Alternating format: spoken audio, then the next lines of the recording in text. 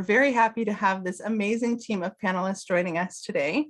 And I will go ahead and start out by kicking things over to Professor Eng and allow him to talk a little bit about his experience with teaching and introduce yourself. Yeah, hey, thanks, Hannah. I really appreciate it. And we just want to thank you for having me and the students on today. Really excited to talk with everybody about design thinking. So just a little bit about me and what I teach, and the two are really kind of related. My background and what I teach, my past and my, how I grew up really informed what I do today. So I was born in Huntington, West Virginia. I don't know if people are too familiar with that, but it's the biggest city in West Virginia, or the second biggest city, I think, in West Virginia. And it's also where Marshall University is located. So the university I teach at is the town that I grew up in. So it's the hometown school for me. And my parents immigrated to Huntington, West Virginia in the 70s. They immigrated from China, and they had a Chinese restaurant called Ming's Restaurant.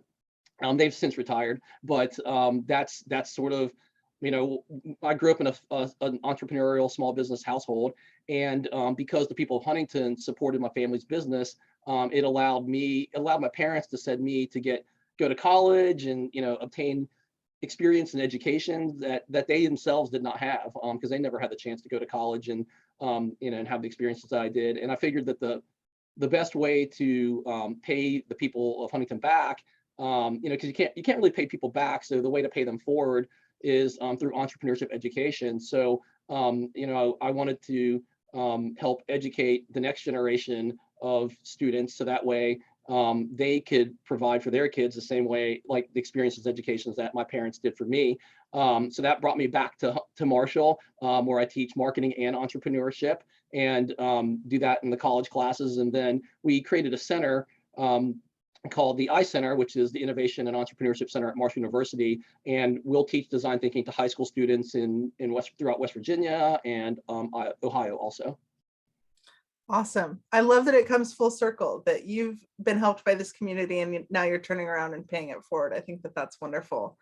And we've talked a lot in preparation for this discussion today. And one of the things we talked about is the importance of creativity and why we need to teach and emphasize creativity in the classroom. So I wanted to talk a little bit about how that's important in your classroom, Ben, and how you translate that to your students. Yeah, so that's a great question. I think creativity is, it's always been an important skill, but I think it's increasingly more important and will be critical in the future. And the reason why is because we kind of have to take a step back and actually think about like problems and like what creativity is for, like the purpose of creativity. And really it kind of ties all like back to like problems. And there are really kind of like two types of problems. There's problems that have already been solved before. And these are the problems that, like, I think when I grew up, these were the majority of the types of problems, and problems that have been solved before. And all we really needed to do was kind of like have the ability to recall through memorization or look up the answer to those problems, and then we'd have the answer. But I think so memorization was like a really key skill back then.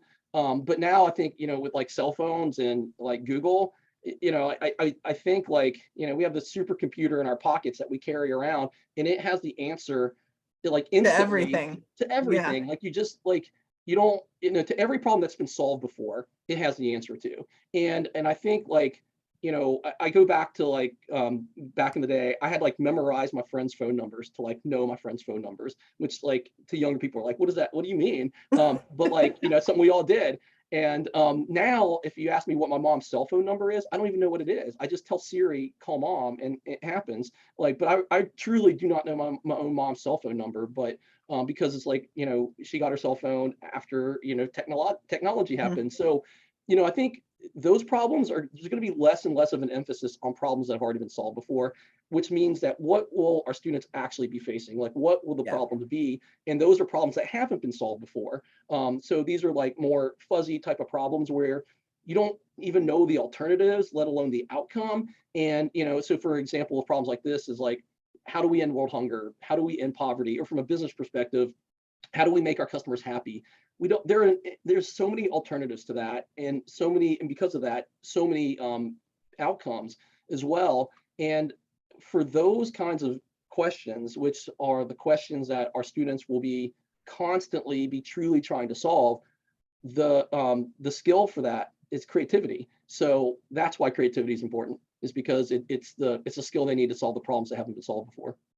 Yeah, a lot of those ambiguous current problems that we face, either in business or as even in politics or any type of platform, being able to think of not just the one solution, but the different options for how those problems can be solved. I think that that's crucial. And one of the ways that we wanted to discuss how creativity can be given an outlet is through the principles of design thinking, which I know you teach in your classroom. So for those on this webinar who might not be super familiar with that topic, can you walk us through some of what those basic principles are? Yeah, and it's there's really like three main steps, but the key to remembering design thinking is, or at least the Intuit version, that the design for Delight has three main steps, and the key to it is that you keep repeating the steps, and I'll explain why that's important here in a second. But the three basic principles are: the first one is, before you even get to coming up with solutions, you really want to understand the problem really, really well. So the first step is called deep customer empathy. And by customer, that just means the person that we're solving the problem for. So, in the business context, we call that person a customer, but, in other contexts, it could just be the person we're solving the person we're solving the problem for. A lot of P's there. So deep customer empathy, what that means is we want to fall in love with the problem, not with our solution. In fact, we don't even want to think about the solution right now. We just want to understand the problem so well that it's as if it's our own. The word empathy, like we understand our customers' problems so well, it's like our own. And the only way to do that is to walk a mile in their shoes and to really, really understand and empathize with them. So there are, some tools, design thinking tools that like allow you to be able to gain deep customer empathy. The second step is called go broad to go narrow. So once you do understand the problem, now you can move into solving it, but you don't want to just like come up with one solution. What you want to do is go broad and brainstorm as many possible solutions as you can. The crazier, the better. That's how you get to, silly ideas like Uber. Oh my gosh, I'm going to hop in a stranger's car and get to point A to point B, like insane, right? But you start with like these broad number of ideas, as many as you can, and then you narrow it down to your one best idea that you have. So that's go broad to go narrow. The third step is rapid experiment with customers. And what that means is you take your one idea that you have in your head that you came up with, and instead of debating if it's going to work or talking it, just test it. Take your idea and turn it like as quickly as possible into a scrappy prototype and as cheaply as you can, cheaply and as fast as you can. Bring it out to a customer and see what they think. Your customer might say, wow, we love your idea. They might say, wow, we don't like your idea. What will probably happen is somewhere in the middle. They'll say, we liked parts of your idea, but the other parts of the idea, they could be better. And what that will allow you to do now is to start the steps over again. But when you start it over again, you're smarter this time, because why? You just learned what they didn't like. So you can say, oh, well, I can now improve. I can go, I can start the loop again, come up with a new set of solutions, but this time they'll be better than the first. Create a version 2 prototype, test that, see what your customers' feedback are, and keep looping until you get there. So really with design thinking, the goal is not to be right the first time, because that's like the lottery, like how often is that going to happen to be right the first time? The goal is to actually be less wrong over each iteration, over each loop. And then if you loop enough, eventually you'll get to something that solves the customer's problem in an awesome way. I love that. I love that it's a cycle too, that it doesn't need to be perfect on the first iteration, because I think that's what stops a lot of people from solving problems, is that they don't feel like they have the full answer figured out on the first go. And so I wanted to get into the practical application of these design thinking skills and talk a little bit to your students, which we're so happy to have them here to discuss this with us today. So Maddie, I'll start with you because you're at the top of my screen. I wanted to give you a chance to introduce yourself and tell us a little bit about how design thinking has impacted you in the classroom. Hi, so I'm Maddie. I am from Beckley, West Virginia, so about 2 hours from Huntington. I'm currently a junior at Marshall and I'm majoring in marketing. And I also intern at the Eye Center. So when I started college in 2020, I didn't really know what I wanted to do. I was like, well, I'll take this Business 100 class and we'll see if I like it. So I signed up and Dr. Ng was the teacher for that class. And we learned a little bit about some majors, but we really focused on design thinking. So we had to fall in love with the problem and then come up with our own solution. And I decided to do my aunt, she was a teacher in Columbus, and she was complaining a lot about her like using Zoom and Teams. And then I also had some teachers having issues. I was like, well, that's something I can do. So my idea that I came up with was for voice control video conferencing platform where you would just speak it and it would like do it for you. So you didn't have to like search for all those buttons. And it was really fun to see how I could have an impact with something. And I didn't really continue it after, but it really showed me that I could come up with a great idea that could be useful to other people. And I'm sure there are a lot of teachers on this call who would appreciate a platform like that, especially as we've gone through the pandemic and a lot of teachers working remotely. So I think that that's awesome and a super unique solution that you've been able to come up with. Now, Bella, you're next on my screen. Do you want to introduce yourself and tell us a little bit about your experience with design thinking in the classroom? Yeah, absolutely. So my name is Bella Schrader. I'm double majoring in entrepreneurship and sustainability management and technology, and I'm a sophomore right now, and I am from Huntington. And inside the classroom, I was also in Dr. Ng's class, but I was actually, when I went to college, originally an engineering major. And I took that Business 100 class because I was already starting to get interested in business. And I was like, okay, maybe this will cement that change. And I took that class and it definitely did. And I learned a lot about design thinking. And I also did a project in that class. But even still inside the classroom, with my engineering classes, using design thinking is very helpful because for each individual engineering problem, you always have to go through a cycle of steps, redo your calculations, check over everything. So it's been very helpful in that way. Awesome. Two super different applications, right? For sure. Engineering and then within business. I think that that's an amazing emphasis to what Dr. Ng's point was earlier, that these are principles that can be applied in a ton of different settings. So thank you for sharing that. Yeah. Paige, I know that your unique situation as a master's student will be great insight for us to learn about. So do you want to introduce yourself as well? Hi, everyone. My name is Paige Leonard. I am an MBA student at Marshall University. So I received my undergrad from Marshall, and then now I continue my education, and I will be graduating with my MBA this April. I'm from Huntington. I'm born and raised in Huntington, so I love Huntington and wanted to stay around. And so I started my MBA program it was in 2020, so the fall of 2020. And I was fortunate to take one of Dr. Ng's classes, and it was corporate innovation. And so this was kind of my very real experience to design for Delight. I had kind of gone through the process with my sister, but now I could really immerse it because she was in previous classes. But now I could really do it myself. And so we really honed in on the D4D principles, really understanding that whole framework and how it works.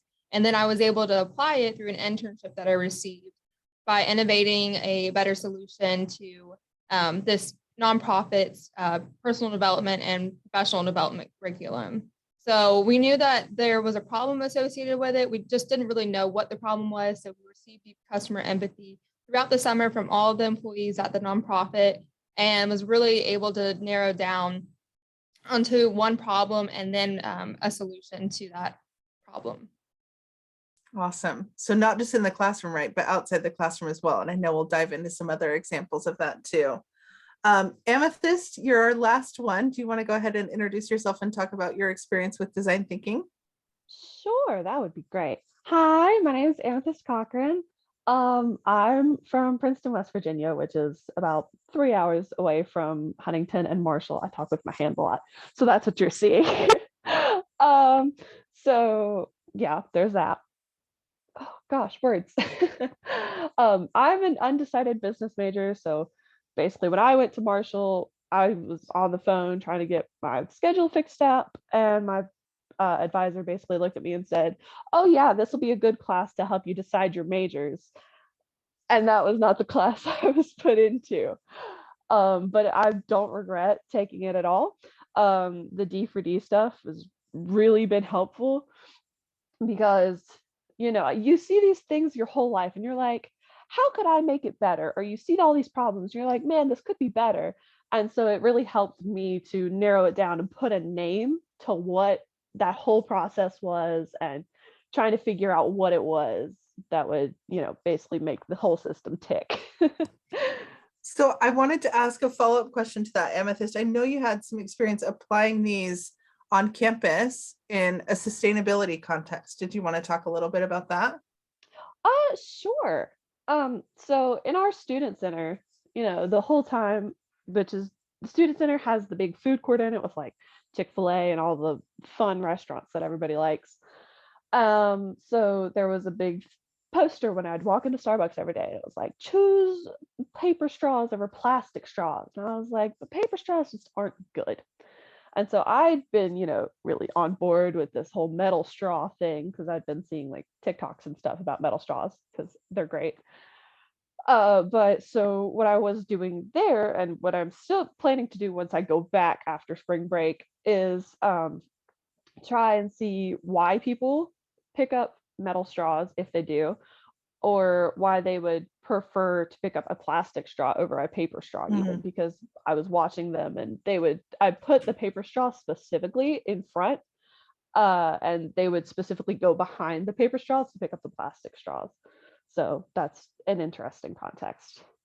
Yeah, and I want to go through and have everyone share. I know we've talked about some experiences in the classroom for sharing how you've applied design principles, but Paige, I know you talked a little bit about your internship, and I wanted to dive into that as well as the work that you've done at Marshall with design thinking principles. Yeah, so among my role at Marshall and my MBA program, I'm also the innovation coordinator for the I Center, which is the Center for Innovation and Business, or Center for Entrepreneurship and Business Innovation. That is a mouthful. But I've been fortunate to work with our dining services on some projects that they have had. So one of the things that we realized is that students felt that they did not have the right meal plan for them. So they were either left with too many meal swipes at the end of the semester or too few meal swipes.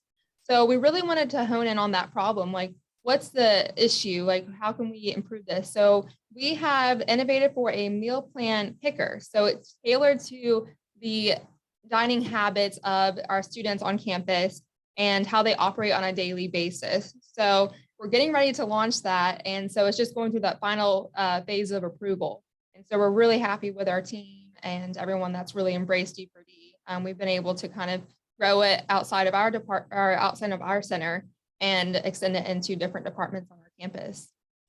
I feel like Dr. Eng, you'll have to tell me if this is true, but I'm sure the university has loved having you and love having you teach these principles because you've been able to have your students immerse themselves in the university community and have a huge influence and benefit for the university overall.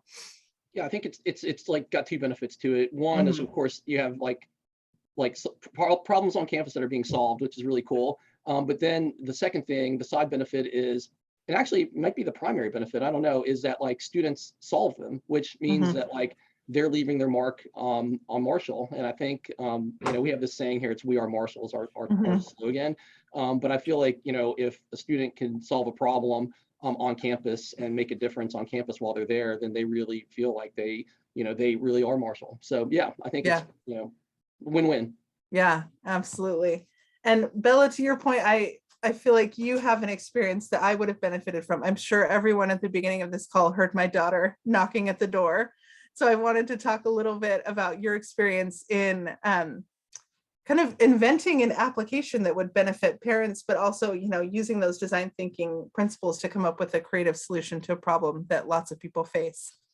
Yeah, absolutely. So for about the past 4 years or so, I've been involved in business competitions. So I started in high school, which is actually how I met Dr. Ing for the first time.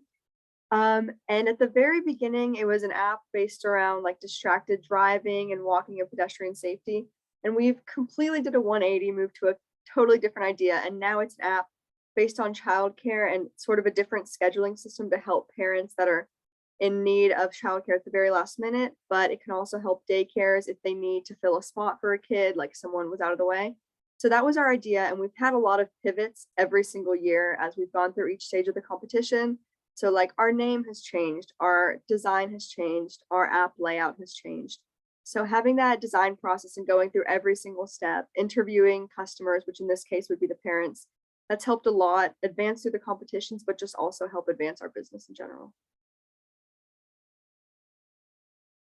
To Dr. Eng's point, I feel like that's falling in love with the customer empathy piece. For sure. Being able to completely pivot and not lose track of kind of what your business is and what you want to accomplish. I think that that's wonderful.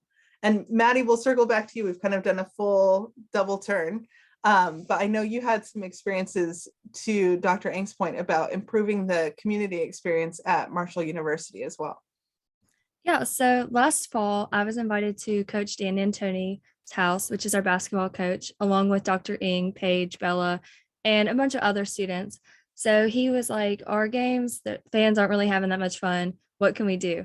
So we had a session there where we found the problem, the fans not having fun. Then we brainstormed ideas and tried to come up with solutions to what we could do for that. So we realized like that day wasn't enough. Like, you can't have one day where you're gonna be able to solve the problem. So we took this and we formed a small group of students, and we started meeting occasionally to figure out what can we do to make the basketball experience better. So we would go to basketball games, we'd observe fans, we'd interview them, see what they were happy about, what they weren't so happy about. And we noticed some issues there, and we're currently still came up with some solutions that could work. We actually had a song that we played to see if that would get fans interested. Dr. Ing did a good job mixing the song and figuring that out. But it was fun, and we're excited to expand on that and hopefully work with football this fall and just make Marshall better overall and continue having students help innovate experiences as well.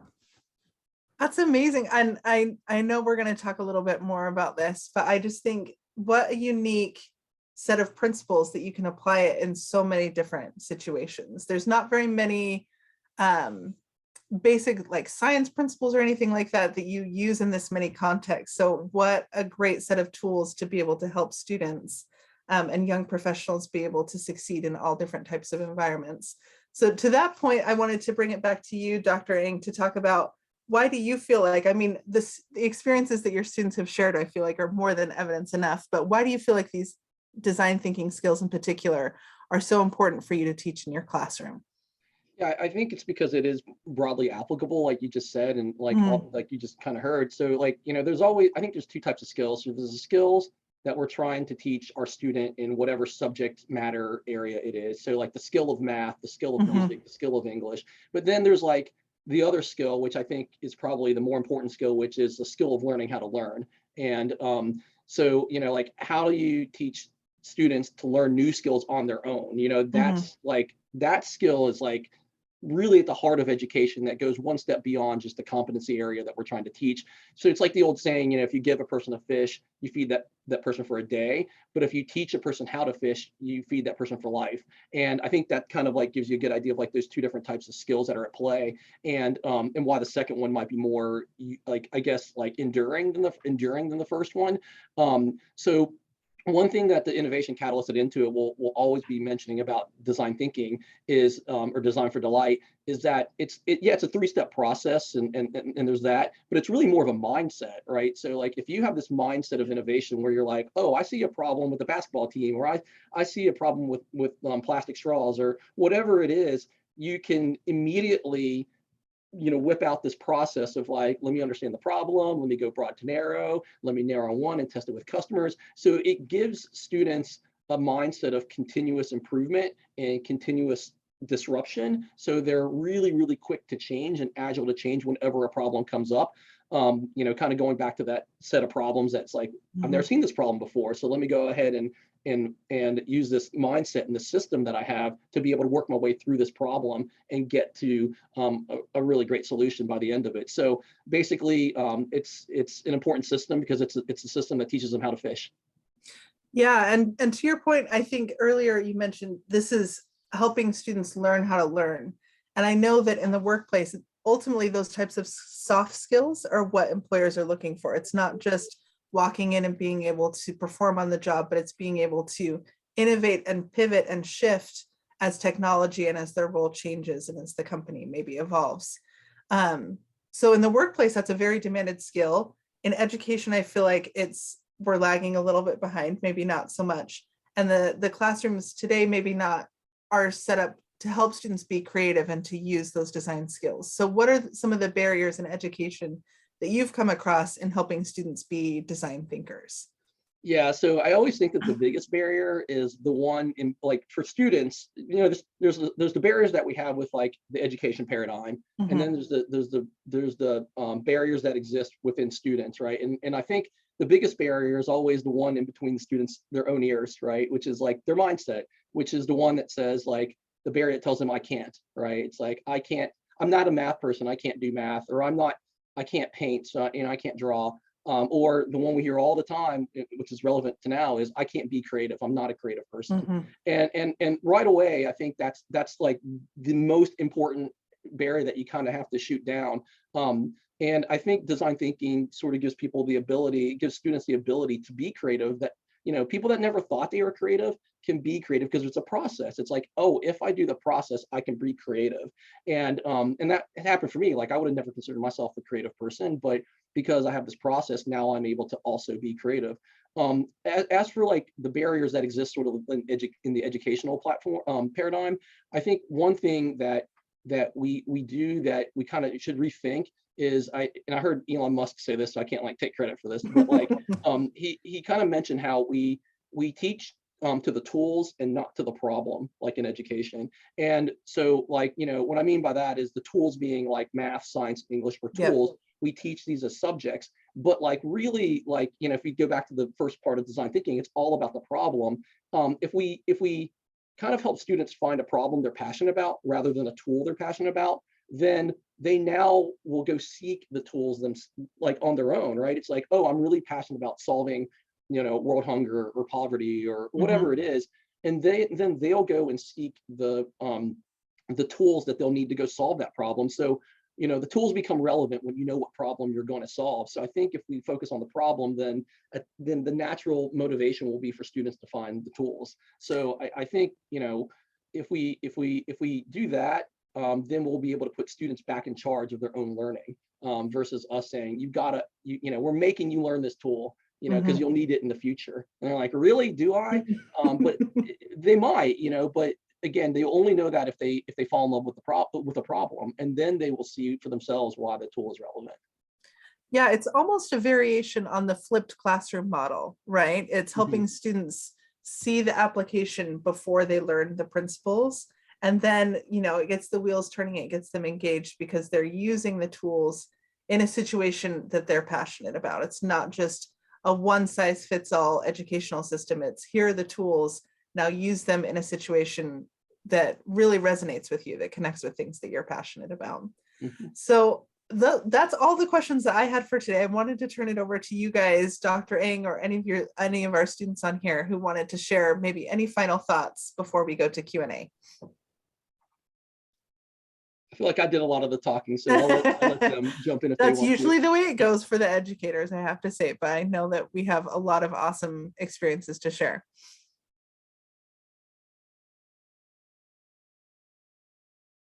No, I guess I would just say the one thing I would add is the impact that D4D can make is just unmeasurable. Even on it makes you proud of yourself because you were able to solve a problem for a customer, and then for the customer, it solves their problem, and so it's twofold, and it's delightful to yourself, I guess. Yeah, which is what everyone hopes for, right? I mean, as you step into the workplace, you want to have a job that's fulfilling and that you're passionate about connecting with those customers. So I love that. I love that it extends beyond just delight for the customer, delight for those that you're solving the problem for, but that you can be passionate about it too. Thank you, Paige. That was awesome. Okay, one of the questions that has come up that I wanted to maybe have Dr. Ng, if you could address this, I think. You've mentioned the Intuit Design for Delight. So we've talked about design thinking in a broad context. We've talked about mentioning the name of the certification. Do you want to talk about Intuit Design for Delight and kind of what that looks like, what resources there are for teachers who are interested in learning more about the program? Yeah, so the Intuit's Design for Delight, it's the like Intuit's version of design thinking, and, sure. And sometimes you'll see like 5 steps to it, or 4 steps, or 3 steps. Intuit's is the 3 steps that I mentioned. Mhm. And for each of those 3 steps, there are a broad array of tools, all of which Intuit it shares openly, you know. So you can there's a course like I think that's free and open to the public that educators can take, and also there's resources that allow them to integrate it into their class as well. And again, I believe all this is free. And then of course, there's a certification, which after students learn Design for Delight in the educator's course, they can also sign up for the certification exam, which if the students pass, then they'll be able to be certified in it with a badge. I believe it's called the Innovator, the Intuit Design for Delight Innovators badge. I believe Perfect. the name. Yep. Yeah. And I just dropped the link to that in the chat if anyone has any interest in learning a little bit more about that. It, like Ben mentioned, it gives a little bit more structure to the design thinking principles, and you're able to adopt the curriculum as well as help students get certified in this level of skill set. So I think it's beneficial overall because it gives structure for educators, but then also gives students these tools and a credential to be able to walk out of the classroom and say, I'm ready and able to innovate in any type of environment in which I may end up working. So, okay, let me see. It looks like we had another question come up. Is there a short exercise that you do in your classes? So this is for Dr. Eng, that shows these design thinking principles. Yeah, so we actually have this. It's interesting. You can teach design thinking in 45 minutes, like if you do it over like a lunch and learn kind of thing, or a short class session, or you can do it over a course of 16 weeks over an entire semester. So the one that we do that's really, really short, that's like 1 class period long, is we call it the intro loop. We call it the fun loop sometimes too, because it's just kind of like a fun way to kind of learn all 3 steps really, really quickly. And everything in design thinking starts again with the problem, and we phrase it like a question. So it's, how might we blank blank blank. So for example, one way that we'll do this is, how might we design the perfect gift for someone, like like a surprise gift. And what'll happen is we'll pair 2 students up together, and they'll design a really meaningful surprise gift for each other in 45 minutes. So that involves really understanding your partner's life story, and like what they really want in a gift, and brainstorming a ton of different ideas, and then developing the gift and getting feedback on the one gift. So it's a fun little exercise that you literally can do in 45 minutes. It's a rush in 45 minutes. I mean, I'd say an hour is probably better, but we do it all the time. Awesome. I love that. Super quick way to apply it in the classroom.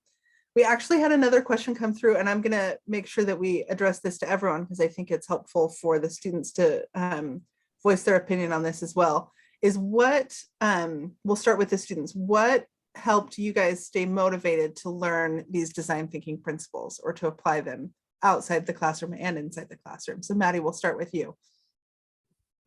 Yeah, so I think what Dr. Ing was talking about earlier, when it's a problem that you're passionate about, then it's something that you're going to want to do. So I have always loved sports a lot. So as soon as basketball, like we started doing innovation for that, I was all for it.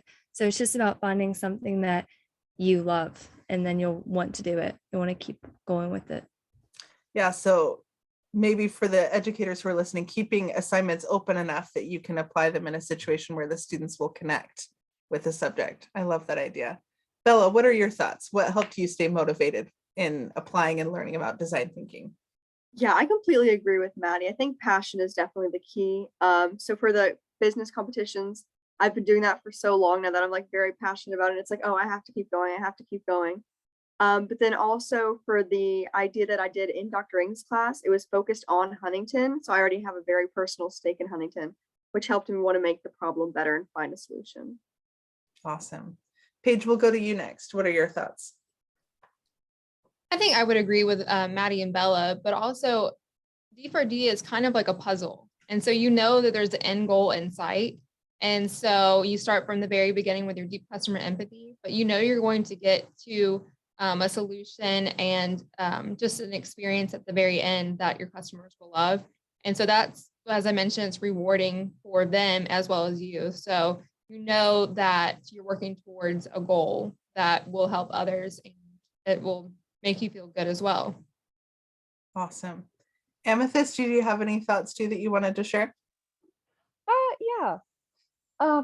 So everybody's saying the same thing, and totally agree with them. Like you have to be passionate.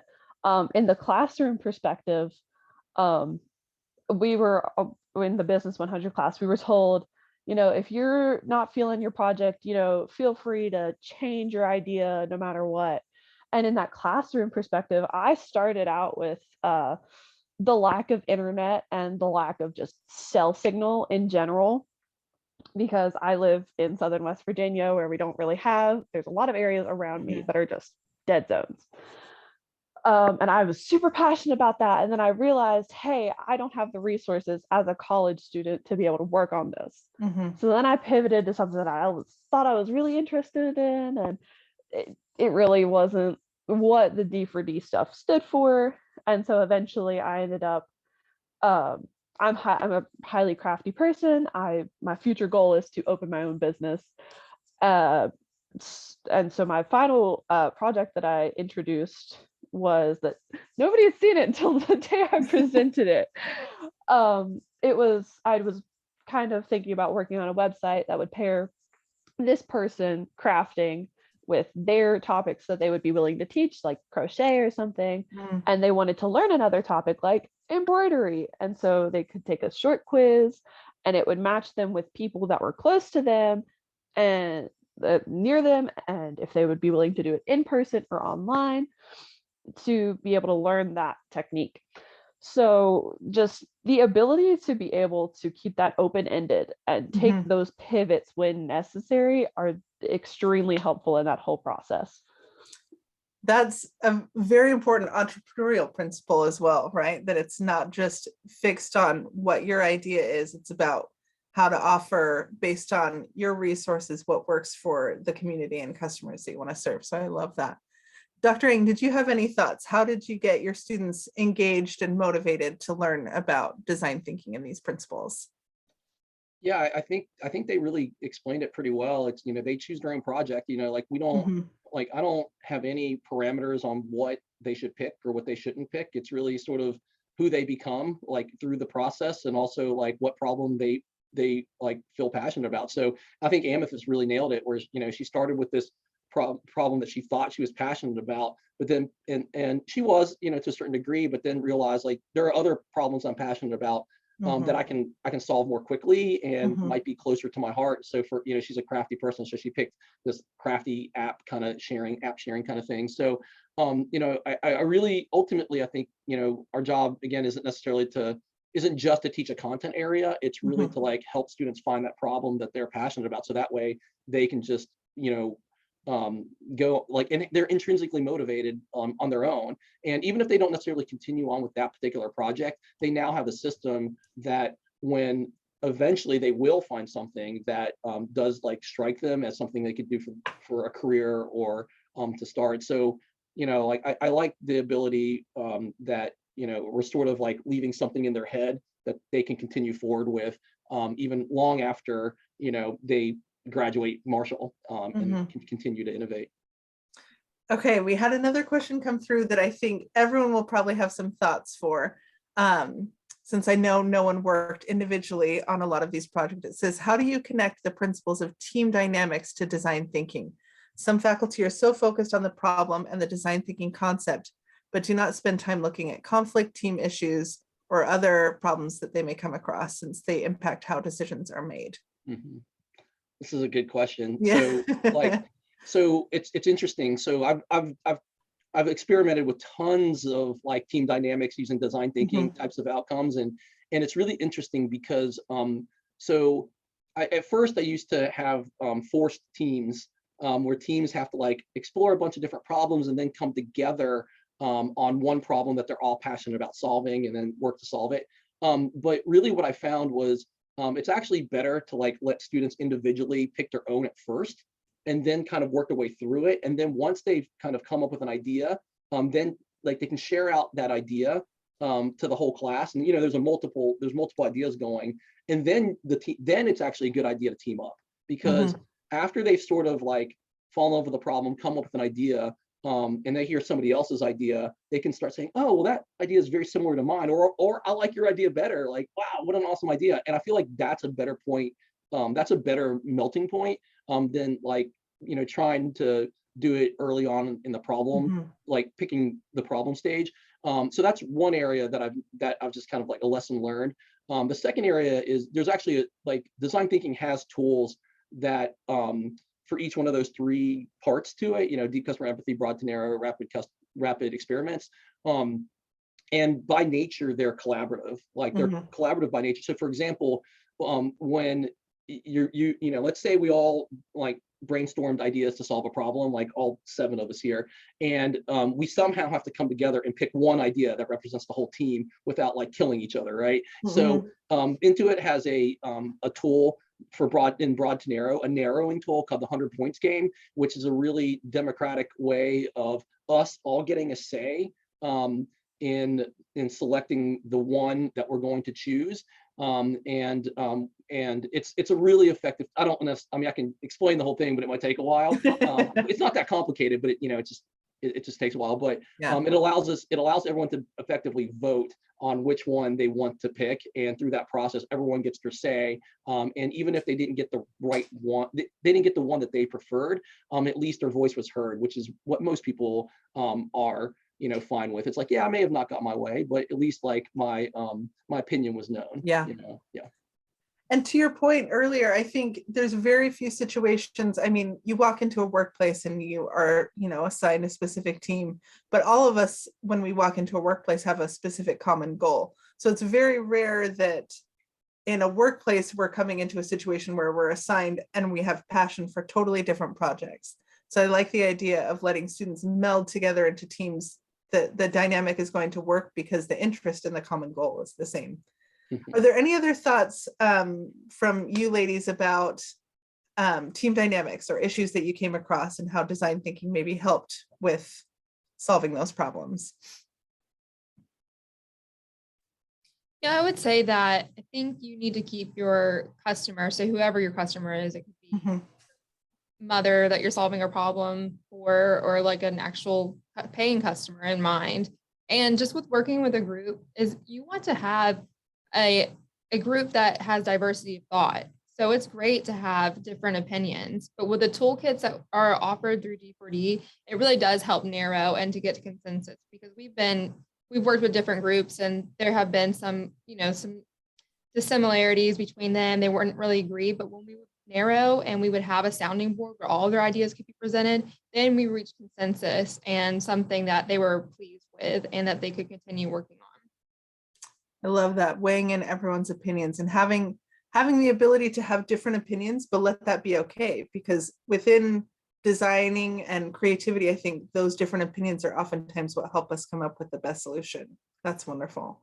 And the other thing I just thought yeah, of please go ahead. Thing to add is like, because it's iterative, you get more than one shot at it, right? Yeah. So let's say like we're really tussling between like, I think we should do A, and the other person's like, no, I think we should do B. Eventually you can do both, right? So it's like, let's try A first, see how that works, and then if it doesn't work, let's try B next, right? So the idea of rapid experimentation is so we don't have to debate. It's like there's no reason to fight. Let's go find out the answer from the customer. So really the beauty of design thinking is that like no one's the expert on it. I'm not the expert on it. Even though I'm the professor, the only expert to the problem is the customer, because they're the ones that has it. And if the customer says, wow, you solved our problem, that's how we've known we solved it. So, it's actually good to, come up with disagreements and different versions of how to get there, because those are all things that we can experiment and find out from the only person that really matters, which is the person with the problem. Yeah, the problem is a great thing to come across at the early stages, right? Because then it allows you to test and figure out what's going to work best in the end. That's a wonderful point. Well, thank you so much to all of our incredible panelists for sharing all of your thoughts. I know that this has been a super insightful conversation for me and for those who are able to attend.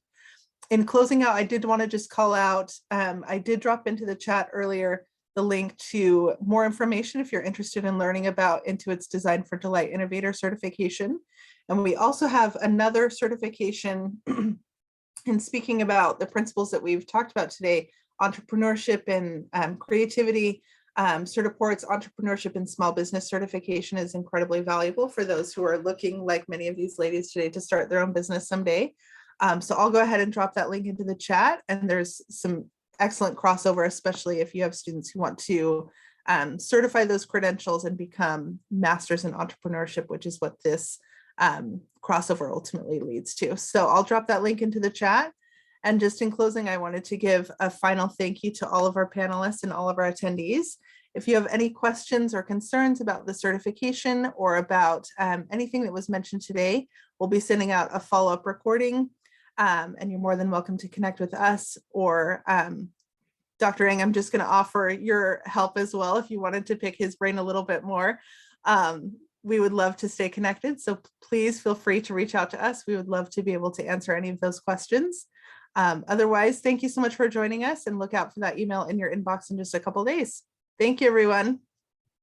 See ya. Thank you.